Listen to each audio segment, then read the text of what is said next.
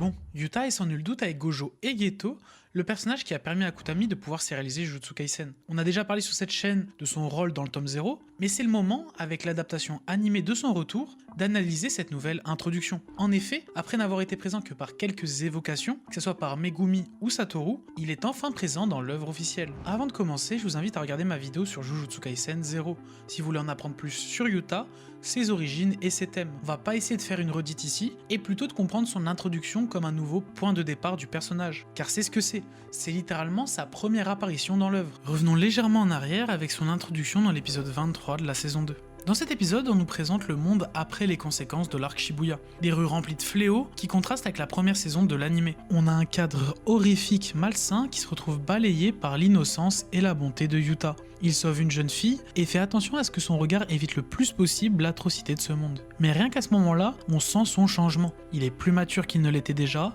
il est rassurant et aussi bien plus aguerri. Cette maturité, elle est montrée par plusieurs éléments. Déjà, qu'il sache rassurer la fille, or qu'il était loin d'être bavard et loin d'être le plus rassurant des hommes. Mais aussi par son chara-design. Il arbore une coupe moins enfantine, avec les cheveux relâchés, mais aussi un regard beaucoup plus fatigué, avec des cernes très appuyées dans le manga. On ressent qu'il a été marqué par la vie et le monde de l'exorcisme en général, qu'il sait que le système est voué à l'échec, et c'est ce qu'il va montrer dans la scène suivante. En effet, après avoir sauvé la jeune fille, il rejoint le Conseil, qui est littéralement inspiré de la Chambre des 46 dans Bleach et qui agit d'une façon similaire, c'est-à-dire autoritaire, pragmatique, mais surtout sans scrupules. Cette vision traditionnaliste et élitiste de l'exorcisme va dans le dialogue être montrée par le mépris et le manque de confiance en Yuta que vont émettre les membres du Conseil. On sent le dégoût qu'ils éprouvent en raison de sa nature maudite, mais justement c'est à cet instant qu'il va leur déclarer son intention de tuer Itadori.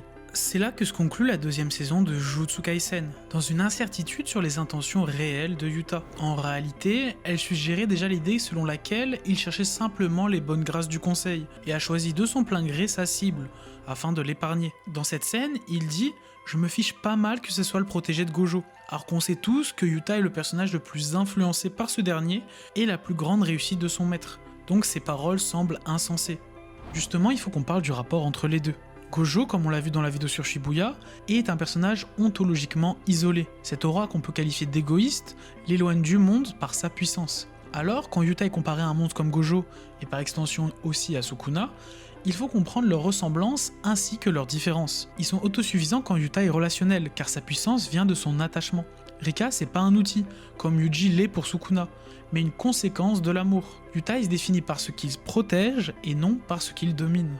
C'est en quelque sorte la réponse que pose Gege Akutami sur le problème Gojo Sukuna, et l'isolement être aussi puissant et important aux yeux du monde. Il ne cherche ni à être au-dessus de ce monde, ni en dehors, ni contre. C'est pour cela que son retour est si fort, car il accepte d'être vu comme un bourreau pour rester humain. Car lui, il connaît ses forces et ses faiblesses, comme lors du combat face à Yuji où il n'hésite pas à les énumérer, à se comparer, et cette prise de conscience le rend bien plus puissant et mature qu'il ne l'était auparavant.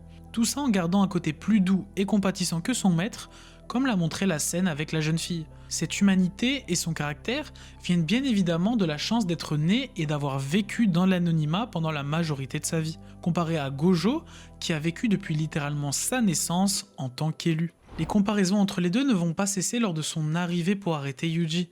La première personne à qui il est comparé est bien entendu son maître Gojo. C'est pour ce dernier que Yuta est là, comme on le comprendra lors de la discussion autour du feu un peu plus tard. Pour parler un petit peu du double combat, l'anime a su bien le mettre en scène et a créé la tension dont on avait besoin, avec d'un côté Naoya Chozo et de l'autre Yuji Yuta. J'ai surtout apprécié l'adaptation de Naoya, dont on reparlera spécifiquement avec les Zenin sur la chaîne au moment venu. Dans ce double combat, Yuji surtout il va chercher à survivre et Chozo à faire gagner du temps à son frère.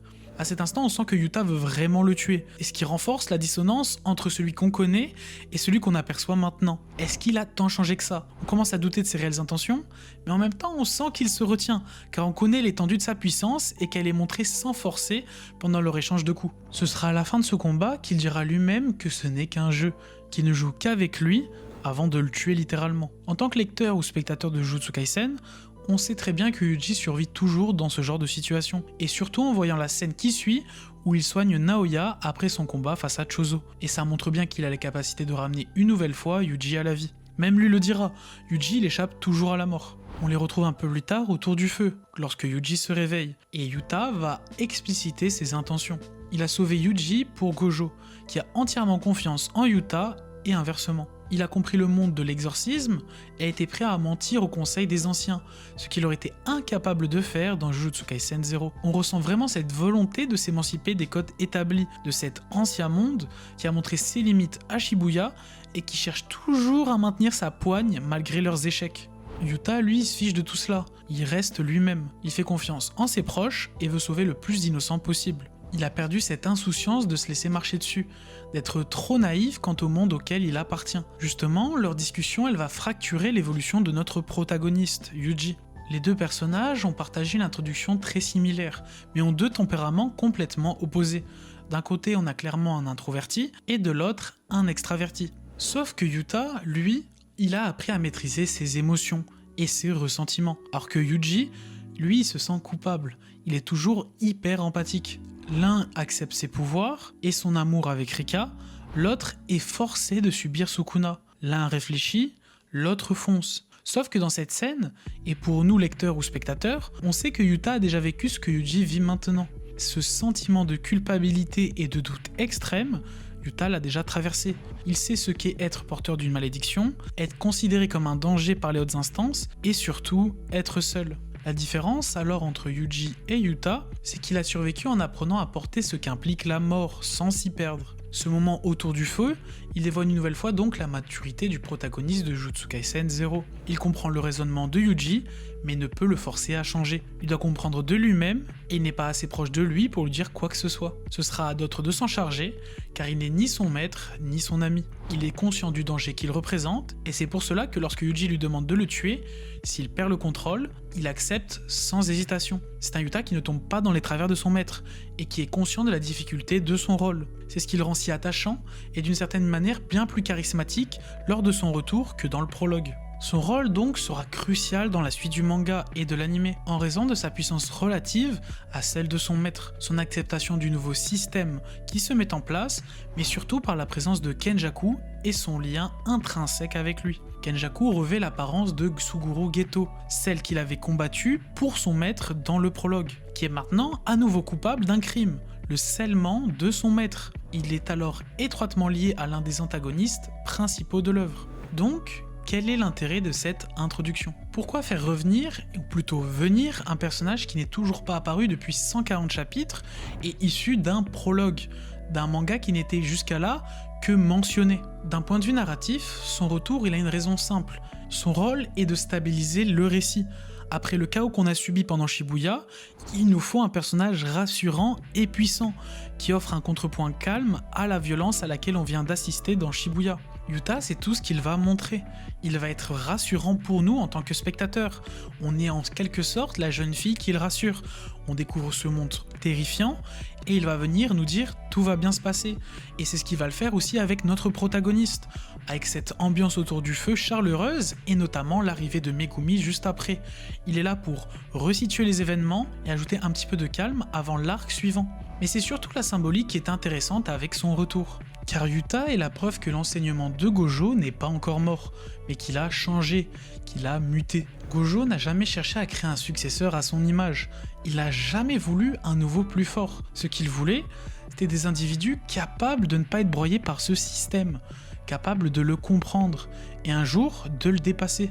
Yuta, il incarne précisément ce changement. Là où Gojo représente une anomalie absolue, un être si puissant que le monde devait s'adapter à lui, Yuta c'est tout l'inverse.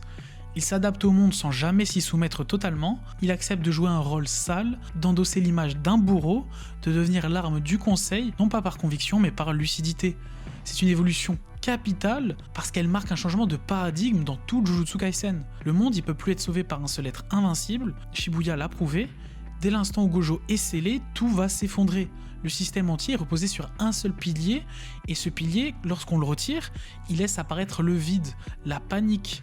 Yuta il arrive précisément dans cet espace laissé vacant, et il refuse d'en devenir le remplaçant. Il prend pas la place de Gojo, car là où Gojo était isolé par sa toute-puissance, Yuta il accepte l'interdépendance. Il accepte l'idée qu'aimer, que de protéger, ça signifie parfois condamner. Et contrairement à Gojo, il ne fuit pas cette contradiction. il l'embrasse, il accepte d'être celui qui prendra la responsabilité que personne ne veut porter. Et c'est là qu'on comprend toute l'évolution de Yuta, toute sa tragédie et surtout toute sa beauté tout simplement. Il est assez fort pour être un monstre à ce moment-là, comme il le décrit pendant tout le combat, mais en comprenant sa place et son besoin des autres, personnifié par Rika et l'amour qu'il partage, il accepte depuis le début de s'adapter, de collaborer et donc tout simplement de rester un homme. Donc si on essaye de simplifier toute cette pensée, c'est qu'Akutami cherche à montrer qu'on a besoin l'un de l'autre et que confier l'entière responsabilité sur un individu comme Gojo ou un système élitiste ne peut fonctionner.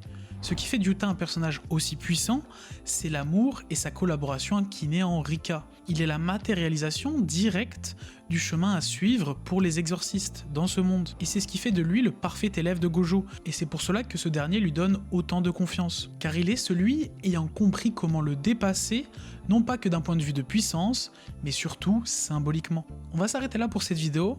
On reparlera assez vite de Jujutsu Kaisen et d'autres animés sur la chaîne. J'espère qu'elle vous a plu. Et si c'est le cas, n'hésitez pas à vous abonner en mettant la cloche pour ne pas rater la sortie des prochaines, à liker et à la partager.